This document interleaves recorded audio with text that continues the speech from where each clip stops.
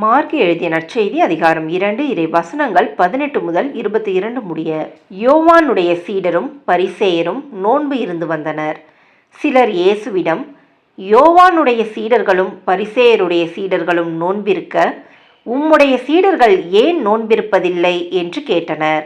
அதற்கு இயேசு அவர்களை நோக்கி, மணமகன் தங்களோடு இருக்கும் வரை மணவிருந்தினர்கள் நோன்பு இருக்க முடியுமா? மணமகன் அவர்களோடு இருக்கும் காலமெல்லாம் அவர்கள் நோன்பிருக்க முடியாது. ஆனால் மணமகன் அவர்களை விட்டு பிரிய வேண்டிய காலம் வரும். அப்போது அவர்களும் நோன்பு இருப்பார்கள். எவரும் பழைய ஆடையில் புதிய துணியை ஒட்டு போடுவதில்லை. அவ்வாறு ஒட்டு போட்டால் அந்த புதிய துணி பழையதிலிருந்து கிழியும், கிழிசலும் பெரிதாகும். அதுபோல பழைய தோற்பைகளில் எவரும் புதிய திராட்சை மதுவை ஊற்றி வைப்பதில்லை. ஊற்றி வைத்தால் மது தோற்பைகளை வெடிக்கச் செய்யும், மதுவும் தோற்பைகளும் பாழாகும். புதிய மது புது தோற்பைகளுக்கே ஏற்றது என்றார். இது கிறிஸ்துவின் நற்செய்தி. கிறிஸ்துவே உமக்கு புகழ்.